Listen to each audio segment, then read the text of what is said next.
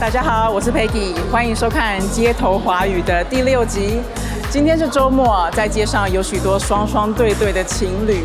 对我来说，选择伴侣最重要的当然是他的性格还有教育程度，因为我喜欢体贴又聪明的男生。我们来问问其他人怎么看。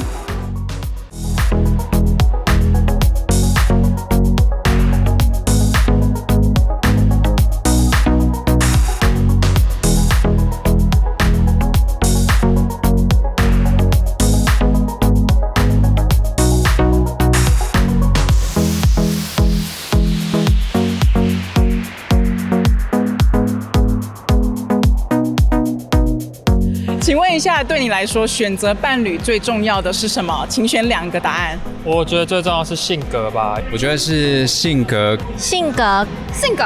我应该会选性格。性格。对我来说就是性格。我认为性格。我觉得第一个是教育程度吧。教育程度可能是一个比较主要的就是 priority 的是最优先的选择的条件。跟那个身材外表。身材外表吧。年龄也很重要。第一个应该是年龄吧。我觉得最重要的是年龄跟年龄。我觉得是经济条件。可以说明一下原因吗？因为我觉得性格才是决定2个人在一起能不能长久的关键。如果相处来的话，才有办法走得长久。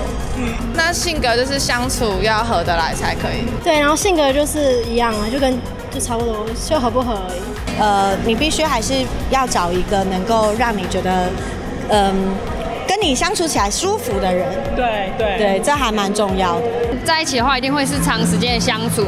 那我觉得长时间相处，如果你个性没有一定的就是没有一定的默契或是合的话，就会很容易吵架或是什么的。因为跟伴侣的相处都是很久的时间，那你一定要先选一个优良的性格，你才可以跟他好好相处。其实在一起感觉是最重要的。对啊，因为如果性格不合，那其实真的没办法走远。有时候会遇到就是自己不太喜欢的性格，然后这样就会非常的合不来。性格不合能在一起的几率就是比较少，而且相处的当中冲突也会蛮多的。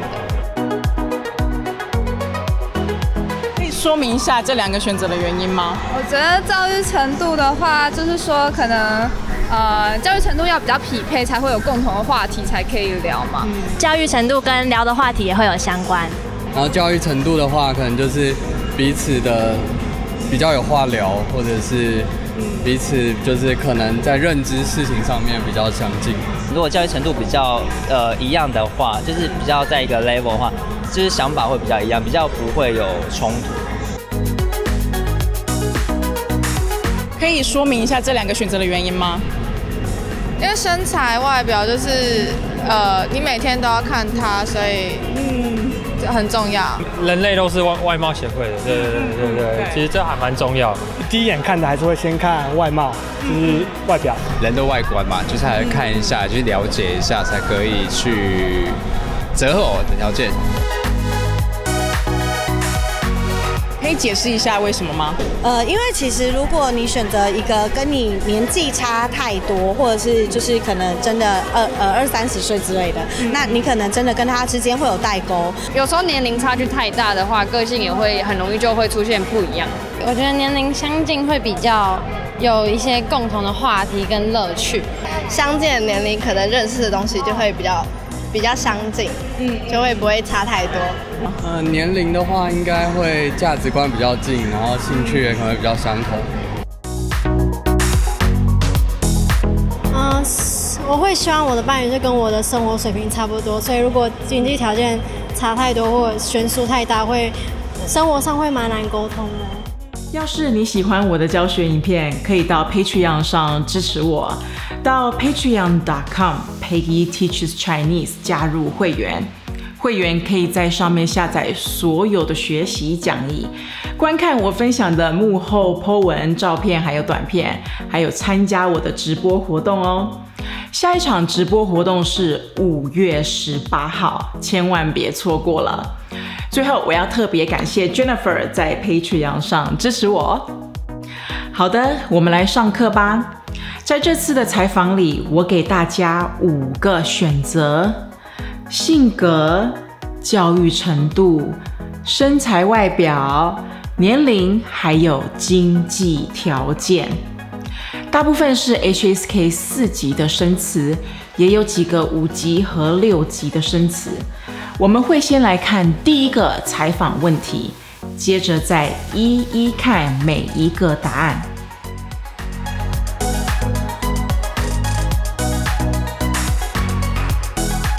Unlock all of my study materials and join my next live Q&A event on Patreon.